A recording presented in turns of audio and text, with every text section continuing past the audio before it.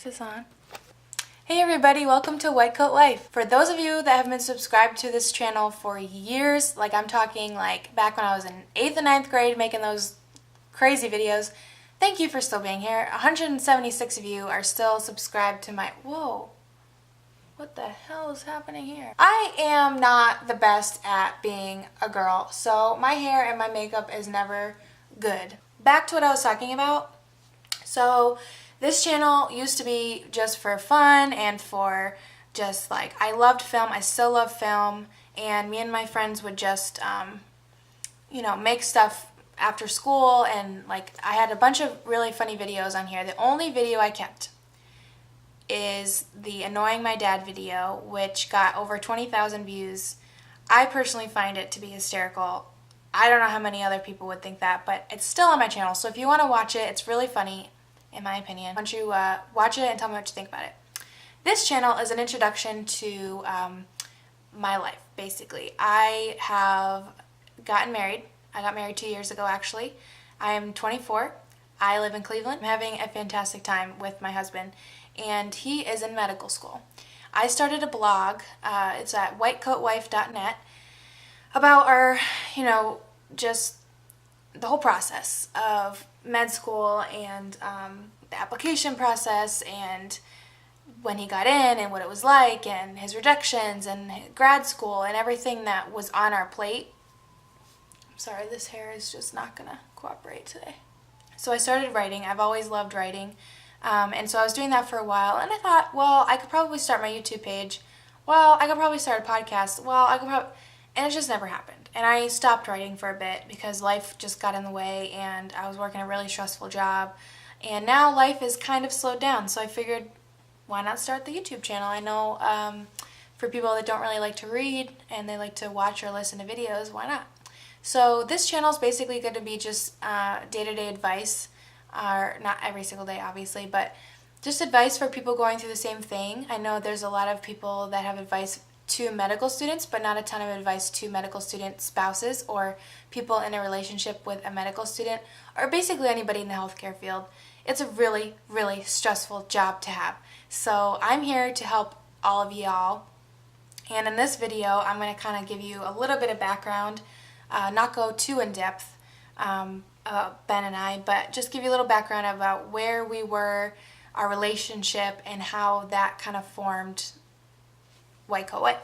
Back in 2012, an 18-year-old Taylor was looking for love, and she found it on Facebook. Well, it was actually the Franciscan Facebook page, and we just started talking, and the first thing he said to me, one of the first things he said in the messages was that he wanted to be a doctor, and he was going to Franciscan to study bio, and he was pre-med, and he was really excited. So me being a communications major, I'm not good at math, I'm not good at science, I'm not good at anything that has to do with the right side of the brain or anything. To just scale it for you, I've had over 18 tutors for math. And I'm probably even doing that math wrong. We just aren't on the same wavelength in that area. I can do a lot with graphic design, I can do a lot with film, I can do a lot with writing, I can do a lot with marketing, analytics. That side of my brain is tip-top shape. Ben can literally do anything except those things. So we kind of, we meshed that way. So fast forward, we started dating when we met physically in October of our freshman year. And I basically, all I knew about med school was that it was just really long, and I didn't know, I guess I was just naive to like the amount of studying, the amount of time put in, the amount of money.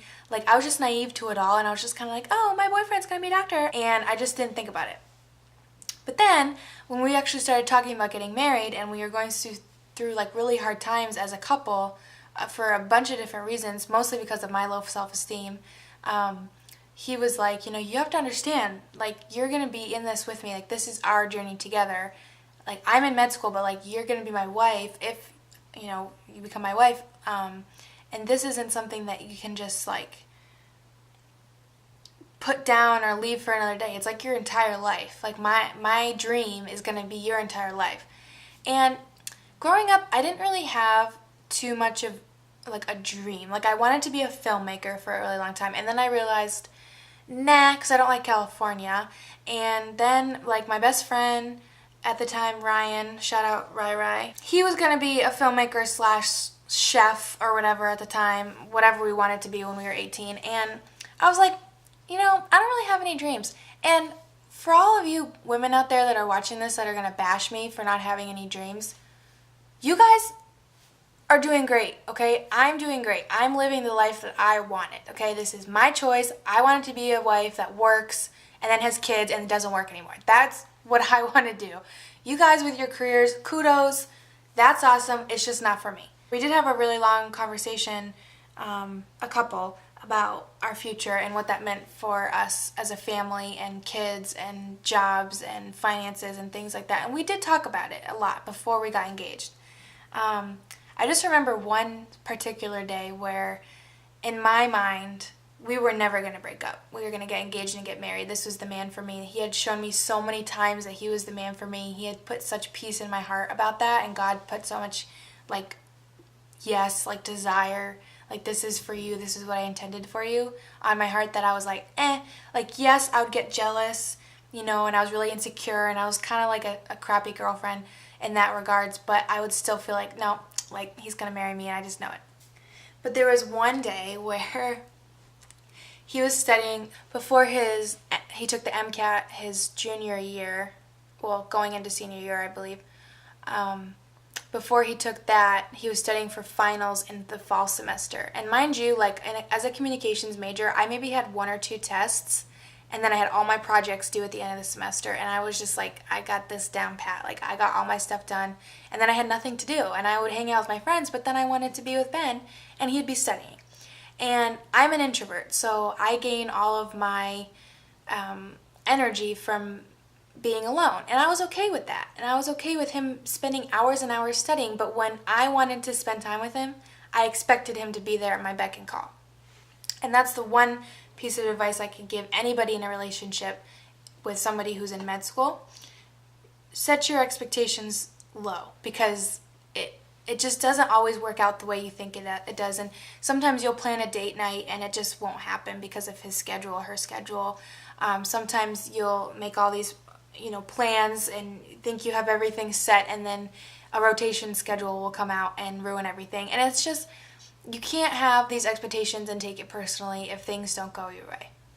So we were in the science lab. I texted him and said, hey, you said we could get pizza tonight. Like, let's get pizza and watch a movie. And he was like, Tay, like, I have to study for finals. Like, I have to get these done so I can start studying for the MCAT. It was like this huge thing.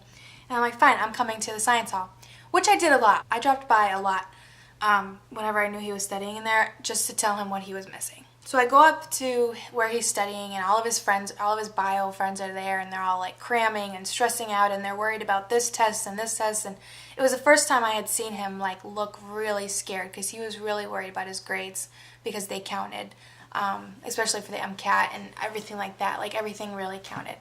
For those of you that don't know, the MCAT is the big test that pre-meds take in order to rank into a good med school. And med schools really look at your MCAT scores and decide if they want you at their school or not. So that's a big deal. I think my neighbor's singing. Sorry. So then I went up there, and they were freaking out and stuff, and I was like, Ben, you said we could order pizza, so we need to order pizza now. And he's like, Tay, I can't. I told you, like, I'm studying. I can't even eat right now. And I got really upset, and I was like, you say you're gonna do these things, then you don't do them, Nemo. That's not the right quote. I remember the look in his eye, and it terrified me. It was like just the death glare. Like, he was done with me. He was done, and I knew it, and I knew that I was going to walk out of that building and not have a boyfriend. That's just how I felt in my heart. And I was like, the only thing I could think to say was, well, I'm going to get a pizza and you can't have any. And I walked out, and then I started crying, and it was like, this is it. Like, all my plans for my future are gone. And the next day we ended up having a good conversation and talked everything out, and that was like the breaking point of like, can you handle this? Because this is going to be the rest of my life. And I think it really flipped a switch in my mind, like, okay, do you love this man enough to go on this journey with him, because this is your life moving forward. It's gonna feel like you're single sometimes, and I think, again, I just had that peace in my heart, like, okay, yep, I'm good with this, and this is what I want, and this is what I actually desire. It's not something that I'm just putting on myself.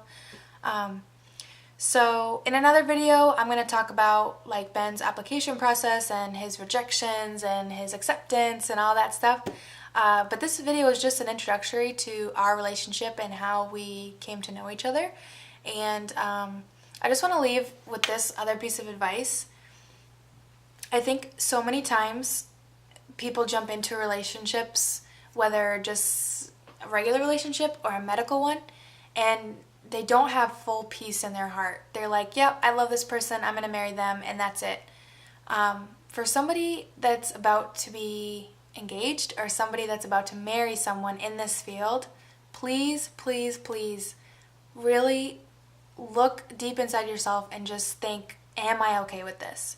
Because it is probably one of the most sacrificial things you're going to do in your whole life, because you are the back burner. You are second choice. You are not at the forefront of their mind all day long. And that's really hard for some people. For me, I've gotten used to it. And yes, it's still hard sometimes, but Ben's been really amazing at making me feel wanted and loved. And I think that really helps. But I just wanted to give you that kind of advice, that you're not alone. There's a lot of people. There's a bug in here, I'm sorry.